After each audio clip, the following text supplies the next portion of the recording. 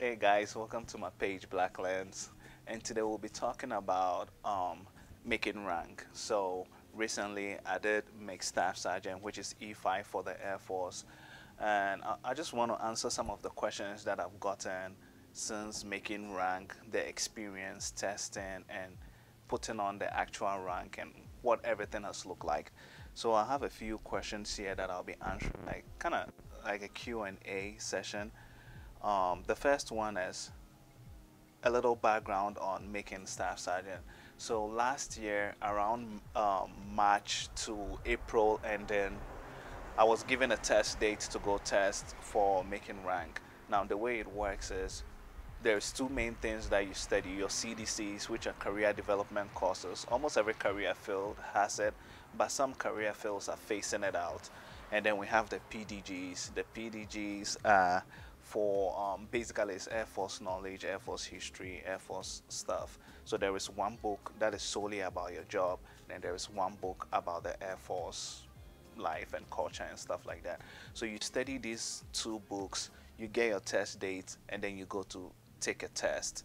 And if you score a certain average that AFPC sets, then when at that cutoff point you make rank. If you are below the cutoff, then you have to wait and retest the next cycle. My next question is, what happened when I found out? So actually I found out when I was in Korea. So I was on an assignment there. I wasn't at my home station here in Hawaii. So I got a phone call from my command letting me know that, oh, I had made rank. And while it was exciting and all, it would have been nicer if I was at home, then you have people congratulate you and stuff like that. But in this situation, because I was away, the experience wasn't the same, but at the same time it was a nice one. How were you treated? That's my third question. Now, in regards to being treated, when I got back from Korea, I still had my senior airman ranks on, which is E4 for the Air Force. I still had that rank on, even though I hadn't gone to ALS, which ALS is Airman Leadership School. It is a school that you go through as a future NCO to get all the tools that you need to become a better supervisor. Now, while I haven't gone through that process yet, I began to feel the sudden increase in responsibility, because now they started like I could see on the schedule, they had like that staff select thing on the schedule. A lot of airmen started looking up to me and stuff like that. And this was even prior to going to ALS. Now, when I went through ALS and graduated and got back, immediately I was given troops. So mind you, at this point, I wasn't wearing my rank yet. I wasn't officially an E5, but we had troops that were in and they needed supervisors. So the first person who has been through ALS will be given those troops to take care of, and that is how it works. Um, what was your experience in ALS? ALS is a lot of gray area. So you know how before ALS used to be, you either follow the books or you don't follow the books.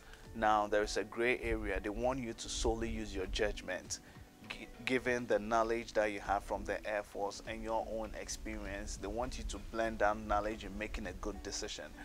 And most of the time it is classroom. So basically you're in a classroom style, college style setting, and there's a lot of PowerPoint, there's a lot of going in front to talk. So if you're someone who doesn't feel comfortable going up and speaking, ALS gives you that exposure to be able to stand in front of a class, make your presentations, and do stuff like that. And also it teaches you how to handle scenarios. So they come up with all types of scenarios where they want to see your response to it. For example, you had an airman that got drunk and ended up in a DUI. As a supervisor, how do you go about it? In situations like that, they try to test your knowledge about things like that. That leads me to my next question, which is, do you feel any different wearing the new rank? Yes, there is. So prior to wearing the rank, even though I was doing the job that the rank required me to do, I could get away with certain things because people didn't officially see me as an E5. They always saw me as an E4. Now, as an E5, actually wearing that rank day-to-day basis, what is happening is that even if you wore the rank today, someone seeing you today doesn't know you just wore it today. So suddenly there's an expectation of you. They expect you to carry yourself a certain way. They expect you to have good situational awareness. They expect you to use good judgment, things like that. So yes, you definitely do feel an increase in responsibility wearing that rank, even if you are doing the same thing as an E4 compared to an E5. That leads me to my next question, which is, what is your relationship with other men after making rank? So this is kind of a tricky one because we had a bunch of senior airmen who took the test, but just like any other test, some pass and some don't pass. Now, does that mean that now that I'm an E5, I'm just going to disregard them? No, because we're all in the same boat together. I just happen to make rank. And funny thing is, most of these senior airmen are capable. They are very capable staff sergeants, but just because the criteria that is used to pick a staff sergeant, they were not able to measure up to whatever standard that was set. Now, does that mean that they are bad workers? No, they are not. Actually, if anything, they are senior airmen who are more qualified than certain staff sergeants that I've met. So I treat them equally, but if there is a mission that needs to be executed and that mission is given to me to make sure it is done, I'm going to make sure it is done. We'll put our personal relationship to the side and conduct business as usual. My seventh question is, what is the pay change like? Like, is there a significant bump in pay? What really, there is not a significant bump in pay. Your paycheck goes up by about $200, I believe, which in Hawaii, it doesn't seem like a lot of money, but I can understand if you're at different parts of the world, that might sound like a lot of money, but it's really not. Now, what I did here is when you move from E5 to E6, there is a significant pay jump there. So that is something that that I'm hopefully looking forward to. But from E4 to E5, I mean, you do see a difference, but it's not as big as you imagine. What does it feel like supervising individuals? So mind you, most of these people coming into the Air Force are usually freshly out of high school. They are still teenagers. They still want to do all the crazy things. They still want to all these things. So basically, it's just like leading a teenager that you don't have a relationship with, which is difficult because then they are finding it difficult to connect with you, and you as a supervisor are trying to get to know them. So the initial stages can be a little rough getting to know each other, but once you settle in and you know what each person's strength is and what your weakness are, you can take it from there and then build a better relationship where they are more likely to talk to you about things that is going on before it gets worse. And also, you don't have to write APLs for them. APLs are enlisted performance reports. Basically, these are things that show what they've done in the year. So as a supervisor, if you have 3-4 troops, you need to write for each troop what that troop has done for the year. And it goes up to leadership. That is how they get recognized for awards. That's how they get recognized for packages and things like that. So that is the more admin stuff of that, the more admin side of stuff. But the everyday things are like picking them up, dropping them off for appointment, making sure that they stay on top of the things that needs to get done. That is the bulk part of supervising an individual. Do you work more or less now? That is a tricky question because depending on how you look at it, I'm either working a lot more or a lot less.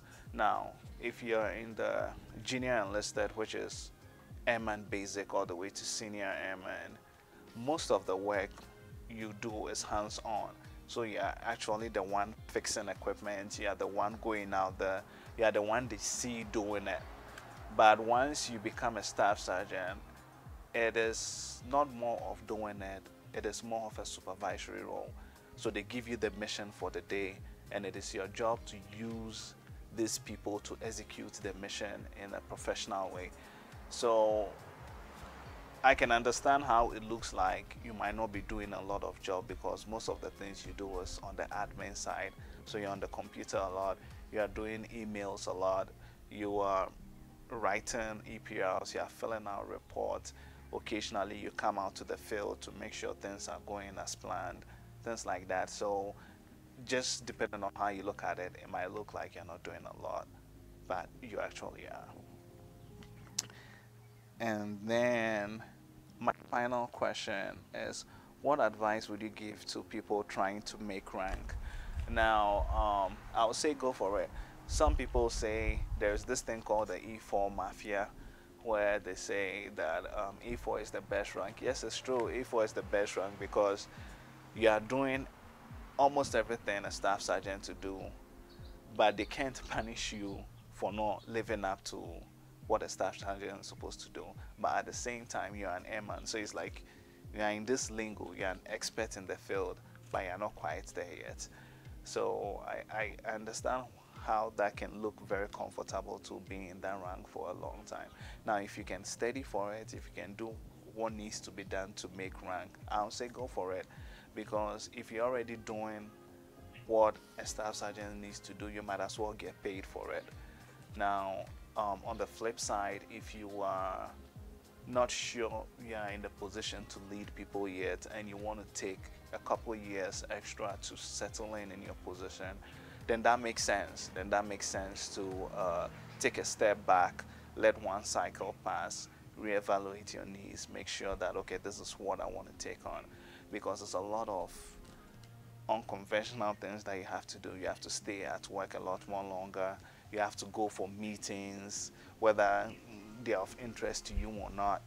Just because you're a non-commissioned officer means that you are part of almost making decisions. So they want you to sit in these long, boring meetings, these PowerPoints. They want you to sit in it. And so all of these things, I can understand why people just feel comfortable being an E4, because you don't have to deal with this. But the question is, how long would you be in that position? Because if the years are passing by and you're not making any progress, yes, it is comfortable, but then it is not challenging enough to you. So that is my video for today, talking about making rank and what the experience have been. Hopefully, if you had any questions, hopefully I've been able to answer them through this video. But also, if you had questions that I didn't address in this video, feel free to put them in the comment section below. And also, don't forget to like and subscribe and share this video if it helped you out. Talk to you guys in the next one.